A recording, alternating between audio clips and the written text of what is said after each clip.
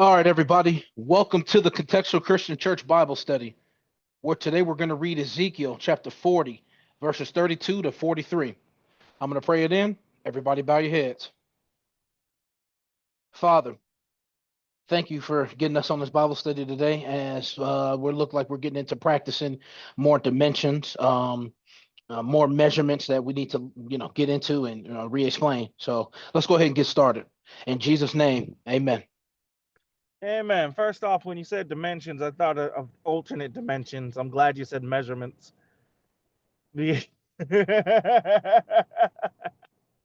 So, Oh, I'm sorry. anyways, I was muted. My bad. We were thinking the same thing. That's why I have to add that. We were thinking yeah, the littlest. yeah. I'm like, we're not reading on alternate dimensions right now in the Bible. We're reading I about had to add that. measurements. Yeah. Yep. Yeah, yeah. You Good saw stuff, that. Cat. Yeah, I did. So, anyway, so I'll be reading. So what we went through in chapter 40 in verse 16 to 20, as Charles brought up and continuing, we've just been reading a multitude of different measurements, distances from chambers, different distances from buildings, from gates, and we haven't fully gotten what it we're measuring, or what the, if it's a representation or if it's how we're going to build something. The only thing that we did have back a couple studies, again, as I got to point this out for the sake of context, is in verse 5 of chapter 40. And behold, a wall on the outside of the house round about.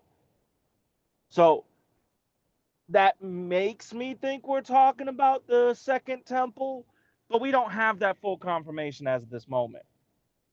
So,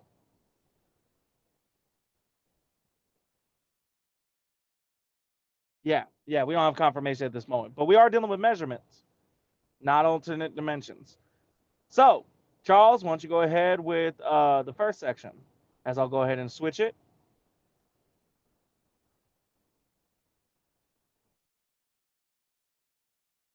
Actually, I'm going to start doing it from there, unless I actually need to look up something. No, because I can't see if you guys raise your hand. I forgot. Go ahead, Charles, when you're ready. All right, I'm gonna do Ezekiel chapter 40, verses 32 to 36. I'm gonna switch it to the app. Verse 32. And he brought me into the inner court toward the east, and he measured the gate according to these measures, and the little chambers thereof, and the posts thereof, and the arches thereof were according to these measures. And there were windows therein, and in the arches there, and in the arches thereof round about.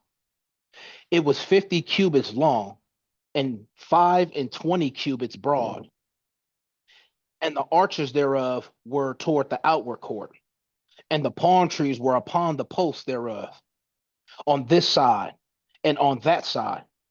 And the going up to it had 8 steps. And he brought me to the north gate, and measured it according to these measures. The little chambers thereof, the posts thereof, and the arches thereof, and the windows to it round about. The length was 50 cubits, and the breadth 25 cubits. One thing I want to say, we got Mm-hmm. the long measurements, but when it says broad or breadth, I just want to say that's width. So he's measuring how wide, the wide the measurement will be for what I'm about to label. Separate from that, I have the inner courts where we got the arches, we got the windows, we got palm trees with the posts, and there's 8 steps going to these posts and where these posts or palm trees are. And then towards the end of mine, he goes to a north, or he's brought to, sorry, he's brought to the north gate, and they're doing measurements at the north gate, the chambers there, the posts, the arches, the windows. That's it for mine. But I wanted to bring up that broad part. Broader breadth is how wide it is. That's all I Good, got. good. Any comments or questions as we go to the second section? Now would be the time to raise your hand.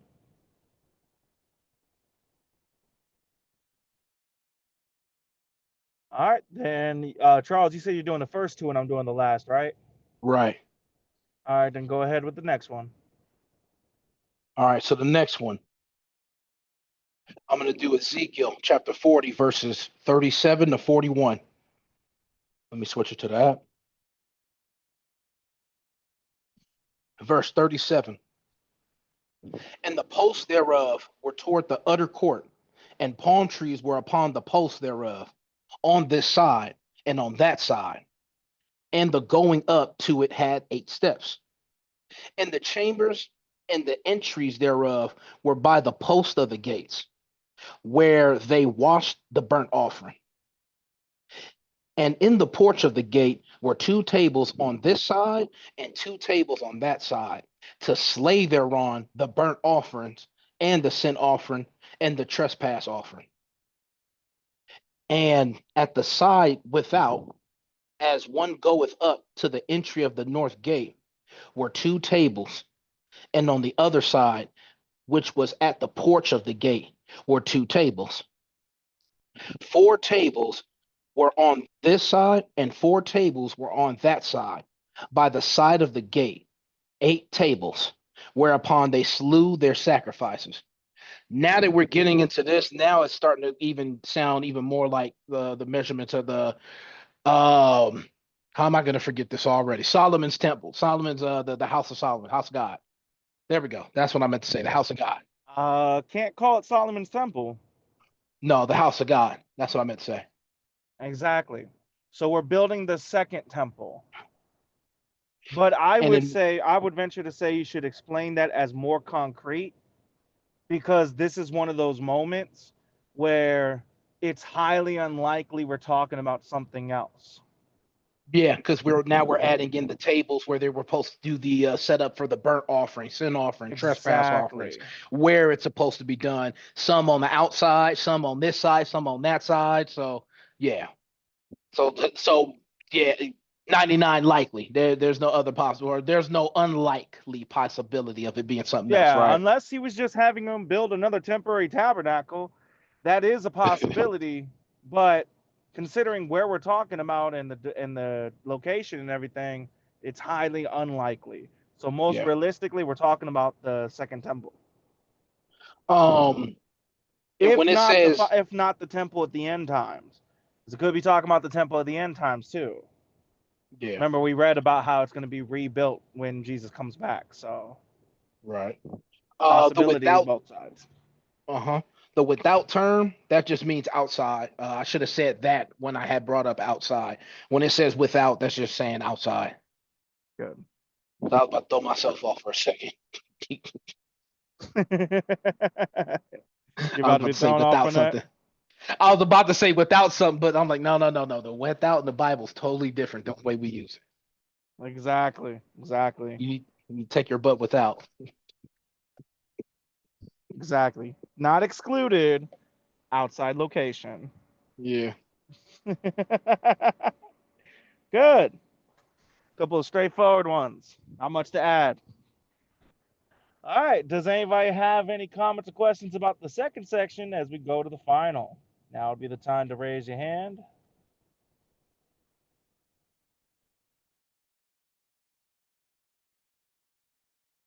All right, then I'll go ahead. Ezekiel chapter 40, verse 42 to 43. 42. And the 4 tables were of hewn stone for the burnt offering, and of a cubit and a half long, and a cubit and a half broad, and 1 cubit high, whereupon also they laid the instruments wherewith they slew the burnt offering and the sacrifice. And within were hooks and hand broad, fastened about, fastened round about, and upon the tables was the flesh of the offering. So again, setting up these tables and what's going to be happening with them. So the flesh would be going on top of the table, but it's got hooks and it's got stuff to tighten down. So in case when you go to kill the offering, I mean, can't really kill a goat if the goat is flailing around. So it's kind of interesting to point out that they're taking that into account, because when we think of a sacrificial table, we don't think about something to hold it down. We just think about a flat table. But it's interesting that they pointed out that here, and that the flesh of the offering would go up on top of it. So, anyways, with that in mind, does anybody have any comments or questions about that? All right, then I'll go ahead and pray us out from the Bible study portion. I had a feeling today's was going to be really quick. Everybody bow your heads. Father, thank you for this day that you've given us to be able to read your word, to be able to understand, and to be able to see. Though it was a really quick one and a very straightforward and not a lot to add, again, we do have two possibilities, but both are talking about a temple. And so, God, we just pray as we go through and understanding that we don't take things out of context to fit something that it ain't. Whether this is talking about the second temple or if it's talking about the temple at the end times, we're getting measurements and details on how to go about it. And that's the same way that we should be living our lives. If you've given us details on how to be, we got to stand on it. And if we don't, then we don't. In your son's holy and precious name, Jesus Christ Yeshua. Amen. Amen. Man. All right. Now then, we're going to get into the listening, but just a heads up for the listening for tonight. Today is the 21st, so the 22nd is Songs of Solomon chapter 3 to Isaiah chapter 11. Again, that's Songs of Solomon chapter 3 to Isaiah chapter 11. Now, as towards last night's listening, we had Proverbs 26 to Songs of Solomon chapter 2. And we will go, Charles and I, we already talked about, we had a lot. Thomas, you can go first if you have it. All right. And then Charles, you'll go next, and then I'll go last. Got it. So for 1 second, let me Proverbs pull it up. 26 to Ecclesiastes chapter 2. 118, 1 second. I mean, Ecclesiastes, not Ecclesiastes, Songs of Solomon chapter 2. Said the wrong book.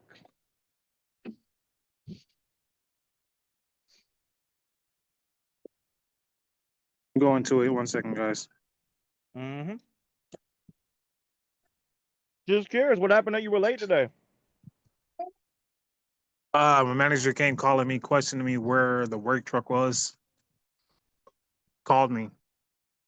Oh, everything I all let him right? know we're going. Yeah, it was just curious where the work truck was. Oh, just like random location check, not like accusatory? I guess he was on the site and he didn't see it anywhere. So he was like, where's the truck at? or whatever. Mm. Yeah. I had stored it away for Hudson days because usually where we are, the fire departments park all their vehicles for display for everybody. So I moved it, but I didn't let nobody know where I moved it at. Mm. I'm going to. What we have here is a failure to communicate. Pretty much. And you were also part of one of the quickest Bible studies we've done. Right. That was super simple. Yeah. Like, more measurements, but at least we got understanding on what's being built. Mm-hmm. All right, 1 second, guys. Sorry for the Actually, hold that up. might be, bro. That wasn't even. Remember, it's 5:44 right now. Can't remember which one we did on the phone. We did one on the phone where we just ended the chapter on a couple verses. That was it. I'm trying to remember which one though. Oh, that was either at the It end was, of Chronicles or the end of Kings. but this is before the Zooms though. Yeah, that's true. Yeah, this one was. We did one so fast. It was. Oh, in Jesus' name, amen. Okay, guys, have a good day. Just like that. Oh, no. Oh man, it was funny. All right, guys. You got him? Yeah. So my first one is going to be speaking about the seasons, and this is in Ecclesiastes 3, verses 1 through 8. Mm-hmm. And it was just talking about how there's a time. You ain't have none in Proverbs? Uh, No, all of mine are in Ecclesiastes. Okay. I should have some in Proverbs, but I was more focused on listening to the Proverbs. Proverbs is one of my favorite books, so I was Mm-hmm. locked in, like, preach, preach, but I wasn't like actually, you know. You pulled a All right, so Charles. Go ahead. yeah, so Ecclesiastes 3 verses 1 through 8 is just talking about how there's a season for everything, season where we will gain, season where we will lose, seasons of sorrow, season, and it's just talking about how nothing lasts for long story short, nothing lasts forever. There's a season for everything. Yeah, it may seem like things aren't working out in your favor right now, but you just stay right in God's will and way for your life, and eventually that season will work out for you. But another thing I wanted to add to this is the fact that Ah. hold Go on, ahead. another thing I want to add to this is the fact that some seasons will last a lot longer than they supposed to until you understand why you're in that season. And if there's a lesson to be learned in that season, you learn that lesson, or you'll find yourself in the same cycle in that season going on and on for a long period of time. And I personally experienced that numerous times. You screwed up. What do you mean? You said, and then it'll work out for you. You sure about What that? if you put God first? I specifically said if you remaining in God and putting God first, It things it tend to won't work out it for you if it is meant to be. tend to, but it won't always. What if God intends for you to die with cancer so you can reach the doctors? What better testimony is there than to die in the midst of the struggle, still holding fast to the faith? I so I don't think that's a good example because I'm speaking in reference to the seasons. So if it's a reference to the seasons, you're obviously still alive to go through the seasons. Nope. Death is like Didn't it cut say off. a time to live and a time to die in it? Let me go back to it too. Mm-hmm. A time to kill and a time to heal, a time to break down and a time to build up, a time to weep and a time to laugh, a time to mourn and a Wait. Oh time. no, you skipped number two. No, I just said a time. Oh, a time to be born. Yep, yep, you're right. I did skip that. So you're right. Now, if it's a time to die, did everything work out for you? No. Okay. The problem with saying what you said is way far reaching than what you understand when you first think about it. At first thought, yeah, it sounds good. Everything has its season, everything has its time. But this isn't just including the bad things and then going to the good. This is talking about all kinds, that everything Yep. has its season. So it may be for you that it is your time to die. It may be so. It may be a time where you're going to die with a sickness. That is a possibility. Because remember, when the Bible says that all works to the good, does it say all works to your good or the good? The good. So your death Bam. could be part of the good. Exactly. If your faithfulness unto death leads to the salvation of 1,000, would it have been better if you didn't suffer till you died? Right. I see you're getting that. So the worst part of it is you'll lead people to false expectations. What if somebody loses their child in a miscarriage after praying and praying and praying and believing in the prayer and believing in God, but it wasn't God's plan for the child to survive? It was No, meant I for them to understand. go. You see what I'm saying? So Yeah, what I it'll understand. the worst consequences is it leads to a bunch of people either believing a false faith or falling away the first when things go horribly wrong in their opinion. Yeah. All right, but keep on going. You get the point now. All right. My second one was Ecclesiastes chapter 5, verses 13 through 16. I'm going to go ahead and read it real quick. Mm-hmm. There is a sore evil which I have seen under the sun, namely, riches kept for the owner thereof to their hurt. But those riches perish by evil travail, and he begetteth a son, and there is nothing in his hand. As he came forth of his mother's womb, naked shall he return to go as he came, and shall take nothing of his labor, which he may carry away in his hand. That this is what I really think about. If God ever blesses me with financial stability, or where I'm able to give back, I'm gonna do just that, because He doesn't multiply what you have just so you can keep it all for yourself. Bro, what kind of nonsense is that? Exactly. So with that being said, man, I don't want to be like this rich man who want to just sit there and keep everything for himself, and then it gets taken by other people, and now you have a kid, and you ain't got nothing to give to your kid, which is wild. All because you were greedy the whole time. So I thought that was a pretty good one too. That was a good one. Yeah, that's the only two that I had though. All right, Yeah. Charles.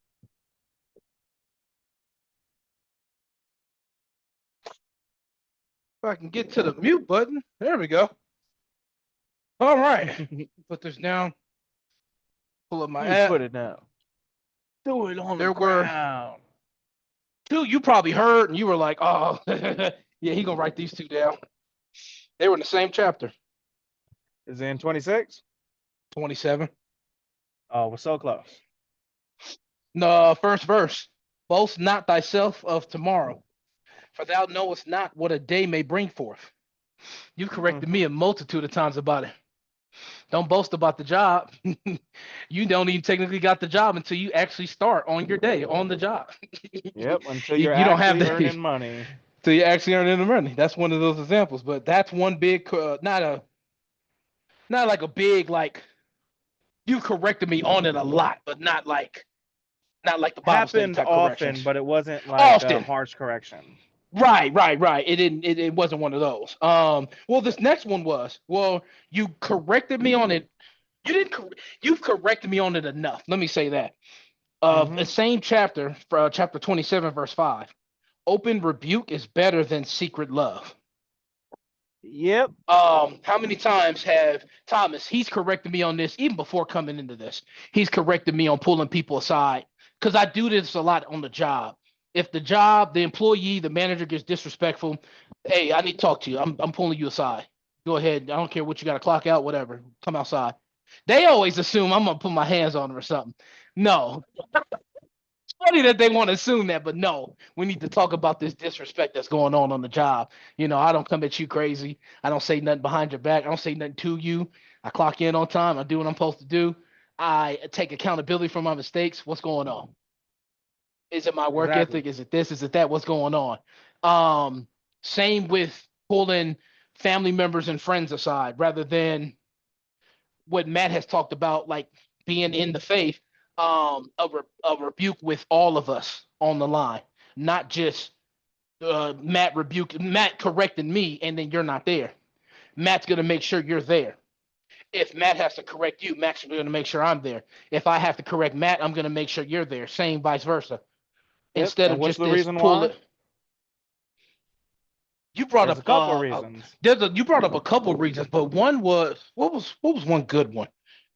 Pulling them aside. As if they were bad ones. Well, there's one I'm thinking about right now. If I pull them aside and I correct them on the situation because everybody else wasn't around, what if they make the mistake? What if this person make this person? Everyone's making the same mistake. Not everybody's gonna make the same mistake. If I pulled everybody in and I corrected the one person, oh, he made that mistake. Let me make sure I don't do that. Let me make sure I don't. Exactly. Everybody knows now not to make this mistake. That's one. When you pull There's a people to the more side, important one though. nobody knows what's really right and wrong because they don't know, because they haven't heard it. So you guys do this. I did this a lot in the past, where when I would go to give somebody correction, you're like, well, let's talk about it after. Like, no, let's talk about it Yeah, now because if we talk about it after, what if it's something somebody else struggles with and they don't know? They don't right. know until they hear it. But go ahead. There was a more important one that I can't think of. A reason. Yep. I'm still thinking of the reason. You might have it It's though. not more important, but it's along the same lines, but it's equally important, I would say, not more. So there's Okay. about 3 reasons why you need to correct a person in front of everybody, not pulling to the side. And then that's because of the first reason, as you brought up, it's so that everybody understands what's right and wrong. The same thing is communicated. The second, which you could take as more important, but I would say it's equal, is so people don't feel like you're being treated differently. Everybody's being treated the same. If I'm pulling Thomas to the side just to give him a little heads up on his reading, and you guys hear me do that, and I'm pulling Charles to the side, you don't know if I'm pulling to the side because I'm giving them correction as if they've done something horrible, or if I'm doing something, give them correction just because they got to read it a little bit better or a little bit differently. And so it gives a perception of unequal treatment. And I use the example of my family growing up. My family would do the whole pull to the side correction. And I always felt like I was the only one being corrected because I never saw the other ones being corrected. So I felt like you're singling me out. And that's the second problematic thing that comes from that. The third thing that's problematic from it coming up when you pull to the side instead of correcting is that it shows people that, how can I put it? Um, Unequal treatment, not knowing what the right is or wrong is, and what is the third reason I was thinking about? Um, well, long story short, those 2 reasons are enough for it. Why did it turn off the screen? Those 2 reasons are enough because it causes divisions. In other words, that's the Hmm. big point of it. It causes divisions, whether between the church and the people in it, or between the leadership and the people in the church. On either side, it causes those divisions. But anyways, yeah, go ahead with your third one then. This one, it just hit me. Because it didn't just make me think about what we read before, but how we are in today's time. Proverbs chapter 29. When the righteous are in authority, the people rejoice. But when the Mm, wicked beareth, I couldn't read that, beareth rule, the people mourn. Now, I'm not saying Trump is the most righteous, but Trump is at a point where when he came in, people are silently clapping their hands, right? People are yeah. silently rejoicing. They're not publicly, it's disrespect, but behind closed doors, it's rejoicing. Behind closed doors, they know that he's actually trying to help the economy. He's actually trying to help the country. They just don't want to publicly come out and say that. Not only that, but before Trump came in, we had men winning medals in women's sports. We had outright disgracing hatred against Jewish folk. Literal hatred from the left for that. Yeah. We had outright abuse of children being applauded, being advertised and brought in front of trannies to read, Yeah. cross dressers to read, things that are supposed to be adult film oriented, not something you have just in front of them. Outright confusion. So, yeah, he may not be a man of God. I don't know if he is or isn't. I don't know if he actually obeyed the gospel according to the word. But I can tell you one thing comparatively, he is definitely more righteous than the other administration we had before. That's what I Even, thought about when I first heard the verse, especially yeah, with what we read about with previous kings. Like we've read about of course, it applies to those good ones that we read about, but to Trump, yeah. yeah, I have to give credit where credit's due. Yeah, I mean, sarcastically speaking, I'm still waiting on the supposed war with Iran. I guess that never happened. Everything they make claim to him about him being in the wrong literally didn't happen. We had 12 Fin- days of discussions, 12, before the peace treaty was signed. Fingers crossed. And we had 60 days where they were supposed to start their negotiations, 60 Oh days man. prior to that. So it's not like they weren't given a chance. And I still disagree with the missiles, but I appreciate the result. Yeah. I can disagree with the tactic and still appreciate what it accomplished. Yeah. So, with that in mind, every time they try to come against him, they brought up a freaking soldier who got deported, who was an American, who had was naturalized citizenship or American citizen. Here's the thing, though, he lied on his application and had already been gone to jail for peddling or selling and handing out child pornography. Oh, there you go. They can't find one thing where he's at. They keep on showing pictures talking about the Florida the thing trying to call it a concentration camp, but the pictures they're showing are from Biden and from Obama when they were running it. Whole different place, whole different time. Because they can't find anything worthwhile of actually alligator Alcatraz. That's what they called it. They can't find it of that. So they have to use photos from Obama and Biden and then claim it's Trump. So, yeah, exactly. Go ahead. No, that's it. That was my 3. All right. So, y'all didn't pick up anywhere near where I was putting down. And there's a bunch of these I really want to point out because they're so big to me. Like, but it's hard to pick because there's so many. Yeah, because I think I got 10 on this one. But all of mine are 1, 2, Proverbs. I didn't 3, get one 4. from Song of Solomon. Um, I didn't Oh, do really? no, I didn't do Ecclesiastics. I didn't do Songs of Solomon. I got 10 from Proverbs from the end of from That's 26 so to the end. funny. Thomas Yeah, only got Ecclesiastes. You only got Proverbs. I'm the only only one that got Proverbs. both. So I got 1, 2, 3, 4, 5, 6, 7, 8, 9, 10, 11. Yeah. So I'll go with the one from Proverbs 26 right off the bat. Let me get back to it. Verses 4 and 5.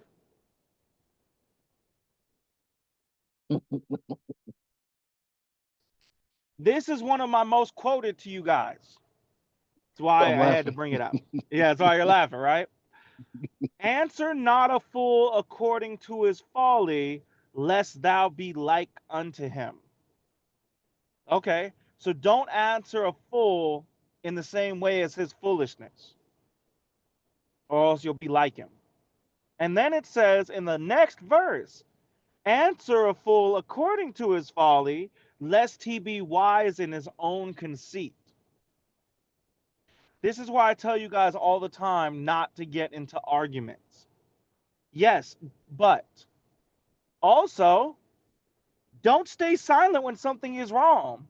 You need to speak up. Otherwise, if you're letting them speak and you're not saying nothing, you make them look like they're telling the truth or they're accurate. But at the same time, don't get caught up in an argument because then you look like the fool. You're just like him. Now, the next one, you did enough in 27. I did 27 in verse 12. Because I had another one in chapter 26. My favorite one for where I first learned that nothing is new under the sun. Yeah, I'll I wrote point. that down too. Oh, did you? That one's I don't know if that's 20. I think it's 27 though. I That's think I chapter wrote it down. 26. It's verse 18 and 19. This was the very But first verse that taught me not just claiming, but realistically, nothing is new. But it's not that important. So, I mean, I'll say it real quick. But as a madman who casts firebrands, arrows, and death, so is the man who deceives his neighbor and says, am not I in sport? That's literally saying that just like a man who throws firebrands, arrows, and death, so is the one who deceives his neighbor and says, I was only joking. That was literally JK. That threw me off when I first read it. It was the first time I truly realized there's nothing new under the sun. Now, but back to the ones I was actually going to do. I had 29:11. I had 30 in chapter 30 and 4 and 8. Let me go through and decide. my bad, Matt. My notes are so long. I did write Ecclesiastes. I wrote one. Oh, did you? Yeah, my notes are Okay. so long. I was like, oh, I did write chapter 1, verse 9. You just brought it up. Yeah. So, okay, I'm just gonna say this real quick because I don't want to leave this out either. Of chapter 29, verse 11. A fool uttereth all his mind, but a wise man keepeth it in till afterwards. Yeah. If you're always spouting everything, the first thing that comes to your mind immediately and not thinking about it beforehand, you're a fool. Because you'll say things that will trip you up or spread things that would have been better used at a different time. There are times to speak, but there's times to keep quiet. All right. Chapter 30. Now, this one, I'm surprised. I'm disappointed that you guys didn't stand on this. Because verse 4 is good, very good, and literally says God's son. Who hath ascended into heaven or descended? Who hath gathered the winds in his fist? Who hath bound the waters in his garment? Who hath established all the ends of the earth? Obviously, who are we talking about, Charles? Can you hear me? Yeah. Jesus. No, what? What is his name Is it and what is his specific? son's No, name? that's after. What is his name and what is his son's name? Okay, Oh, I'm yeah. I'm So gonna the need you to Father pay and then attention to my Jesus. question. Yeah, we're talking about. You could have just said God. If you would have said God, I was trying to prove a point. And you just jumped ahead because you didn't pay attention to the question again. I just read the first part and I said, "Who's the first part talking about?" Obviously, God. Right. I didn't read where it said, "What is his name and what is his son's name?" So where is the Jesus in the first part? No, the God, the Father, the first part. What I just Not even said. God the Father. Where does it say the Father? What is his name before it says what is his son's name? Yeah, but did I read what is his name? You're not paying attention again. Thomas, I he didn't just just read say the what is his name? What was his name? no, no, not till after you answered saying Jesus. I Oh, then my read to bad. I read to the part waters in his garment, who hath established all the ends of the earth. Then I asked, well, obviously, who is this talking about? And you said God. Jesus. So yeah, it's talking Yeah, I about said God. Jesus earlier, but it's talking about God. Yeah, you ruined my whole demonstration. I'm disappointed in you, Charles. I was gonna do this whole thing. Who's this talking about? God. Then we go into the next part. What is his name and what is his son's name, if thou canst tell? All right. In here, we literally have it talking about a son of God and God. So we have Jesus and the Father shown as separate things, but both talking about establishing the ends of the earth and everything. Then I was surprised, Thomas, that you didn't have verse 8 stick out to you. Remove far from me vanity and lies. Give me neither poverty nor riches. Feed me with food convenient for me. In verse 9, lest I be full and deny thee and say, who is the Lord? Or lest I be poor and steal and take the name of God, of my God in vain. I would have thought that one would have stuck out to you. But Yeah. anyways, mm-hmm. So, and I'm surprised neither of you brought up Proverbs 31. I wrote it down. Proverbs I 30. just yeah, Oh, okay. I have it written down in my notes from chapter not chapter 31, but verses 10 all the way to the end. I got it all written down. Okay. And then the last one I wanted to point out was in chapter 7 of Ecclesiastes. And I was telling Charles about this. This one had me laughing. So in verse 27 to 29, that was the section, Charles. Behold, this have I found, saith the preacher, counting one by one to find out the account, which yet my soul seeketh, but I find not one. But I find not. I should say, I read it wrong. But I find not. One man among 1,000 have I found, but a woman among those have I not found. Lo, this city only have I found that God hath made man upright, but they have sought out many inventions.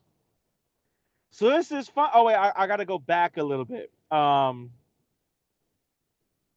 In verse 25, that's where the context comes in. I applied mine heart to know and to search and to seek out wisdom and and the reason of things, to know the wickedness of folly, even of foolishness and madness. And I find more bitter than death the woman whose heart is snares and nets, and her hands as bands. Whoso pleaseth God shall escape from her, but the sinners shall be taken by her. Behold, this have I found. That's where it goes into. So we're literally seeing Solomon say, I'm sitting here looking for wisdom.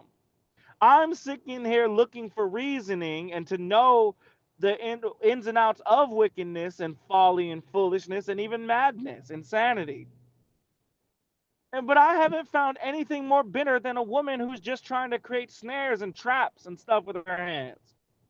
And then he goes into I've been searching. I still keep searching, counting one by one. So in the context, I'm trying to find people who are trying to learn wisdom. I'm trying to find people who are trying to figure things out just like me.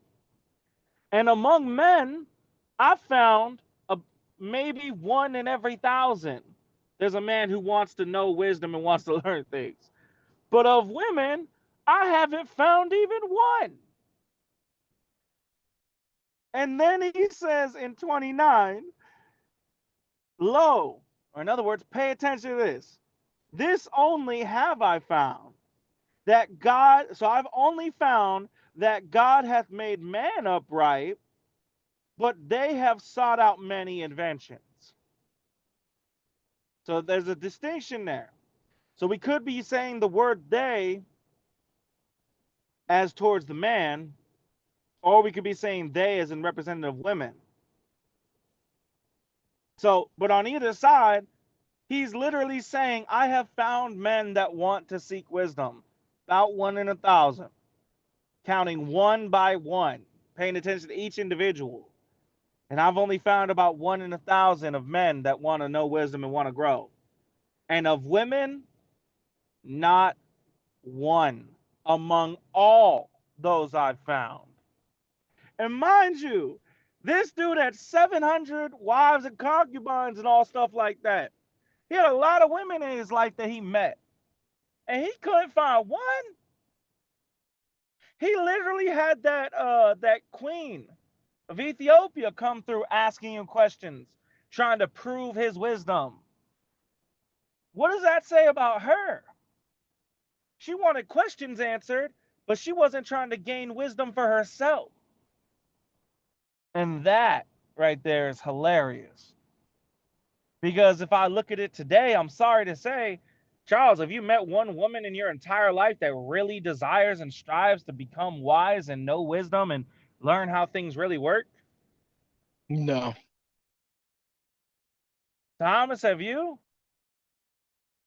Nope. Neither have I. Every woman who I've met who has some desire to know wisdom, it's only for a specified goal to reach something. It's not for the sake to become wise and to better herself in general. It's for an expected end. It's for a specific goal. So yeah, there are women who desire to be wise, but just for a certain moment. Like the woman that I met on the plane, who supposedly discusses and supposedly helps out women that have been abused and making them understand that it's abuse and it's not this whatever. But in her own statement, she said that the reason that women are in these abusive relationships is because women are so virtuous and loving and wise. And when she said that, I said, "What?" I had interrupted her at that moment. Charles, is it wise to stay in an abusive relationship? No. Thomas, is it wise to stay in an abusive relationship? Nah. I couldn't help but just laugh at that. And I didn't laugh at the time, but laughing after the fact, I said, you completely contradicted yourself. And guess what she brought up? Women's intuition. Yeah, but if it actually worked, they wouldn't have been in that relationship to begin with, would they? You Right. can't say you have intuition and then be deceived. Matter of fact, I think by God's own decision and the Bible's decision, it shows that same thing. Because why is it women can't be in authority over man or preaching in the church, Thomas? See if you know. Two reasons the Bible gives. They aren't. They shouldn't be teaching, correct?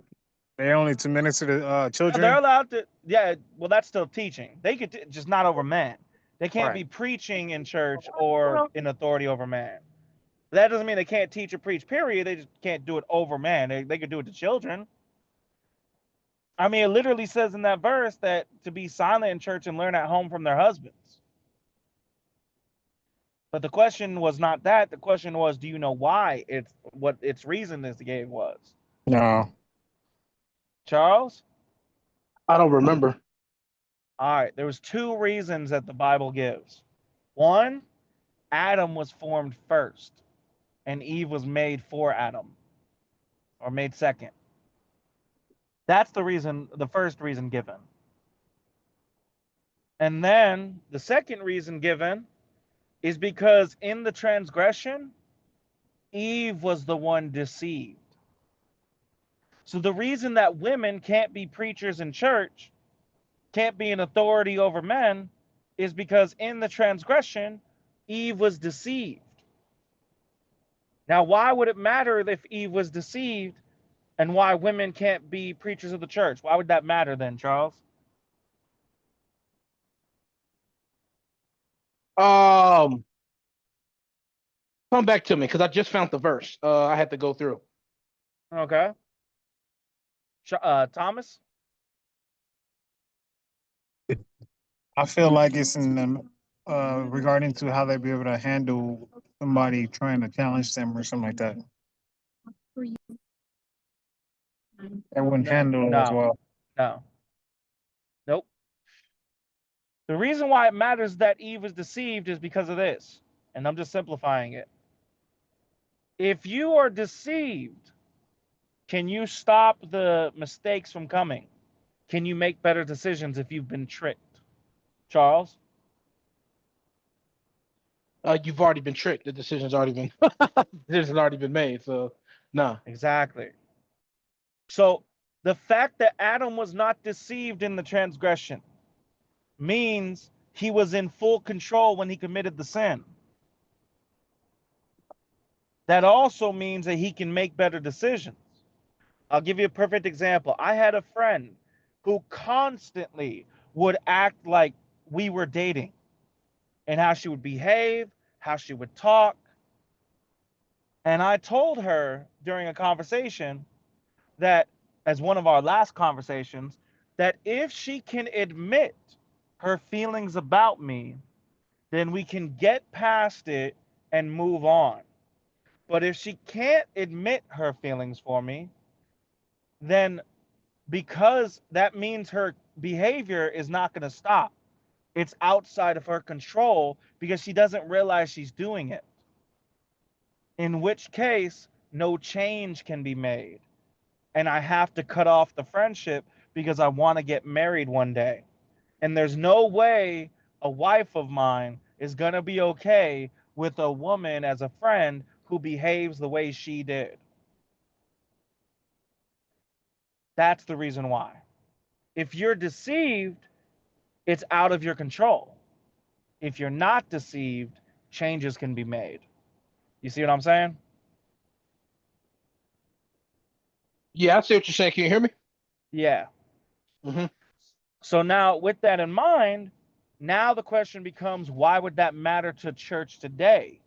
Well, have women become any wiser today compared to what Solomon was describing, Charles? No, not even close. Not even close. Nothing has changed. Nothing has changed. The feminization of these churches has led to churches even being accepting of homosexual relationships, having the gay pride flag, if not transgender flags. And so it just goes to show, when women have any sense or semblance of power and authority in the church, then it doesn't lead to them staying faithful. It's bad enough that when you have corrupt leadership of the men, people are unfaithful. But at least when there's corruption of men, they can be corrected. We've seen years and times of faithful service when men were in control in different times. We saw it with Asa, we saw it with other people. But we saw a deception, a inability to notice the deception with women in control. That's why. And then the whole part of it saying to go home and learn from your husband. It's one thing if you were to point out that not to preach, because women and speaking in public, that could have been a thing of the times at the time. But why would you need to learn at home from your husband? Why point that out? Because you're not supposed to be in a leadership position over men of any way, shape, or form in the church. One thing to be with kids. It's one thing to be preaching to strangers who don't know anything. It's a whole nother thing to be preaching and being in leadership over men. It's a different thing. There were women preachers who preached on the outside. There were women teachers who taught the word to people who didn't know. What there wasn't is women preaching in the church, because that is strictly stated not allowed. So that was that part that stuck out to me. But 7 and the other one in this same chapter I want to point out real quick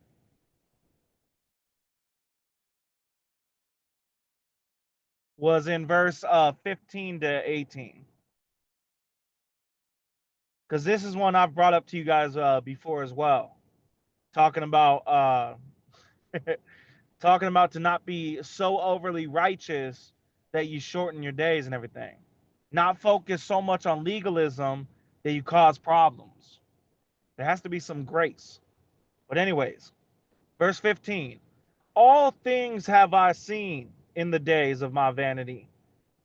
There is a just man that perisheth in his righteousness, and there is a wicked man that prolongeth his life in his wickedness. Be not righteous over much, neither make it thyself overwise. Why should thou destroy thyself? Be not overmuch wicked, neither be thou foolish. Why should thou die before thy time? It is good that thou shouldest take hold of this. Yea, also from this withdraw not thine hand. For he that feareth God shall come forth of them all. So in there, literally talking about don't be so overly focused on righteousness, so overly focused that you destroy yourself. Trying to stand up so straight that you fall over backwards. The phrase I've heard before that I loved. But then there's the point about being not overly wicked. Don't be just giving in to sin. Don't just be living in that. And then the part that pointed out in the first one that stuck out to me about it was about that there is a man, where is it? There is a just man that dies in his righteousness. Yeah. You can be so focused on righteousness that you can be killed off. There are times where we can reach people, and we're supposed to be available to reach in season or out of season. That doesn't mean you sit here and put yourself in a position to fail. Thomas, at your job, have you tried to talk to anybody about if they wanted the Bible study or not? No. No? That's a possibility. You could have asked somebody or leave it available to them if they wanted. But where would it become overly righteous? If you're calling out all the sins that they commit, especially the ones that claim they believe that don't. You know they're not following. If they ask you, cool. It's not your place to be sitting here and judging everybody and correcting everybody, especially when they're not actually following the word. They're following a false teaching. Same thing could be said in truck driving. Yeah, we need to have that time available of Bible study and everything, but at the same time, you got to take all these things into account. So, with all that in mind, that's the parts that stuck out to me. Now, do you guys have anything you want to add or say before we close it out? No. All right, then I'll go ahead and close it out. Y'all have a wonderful night.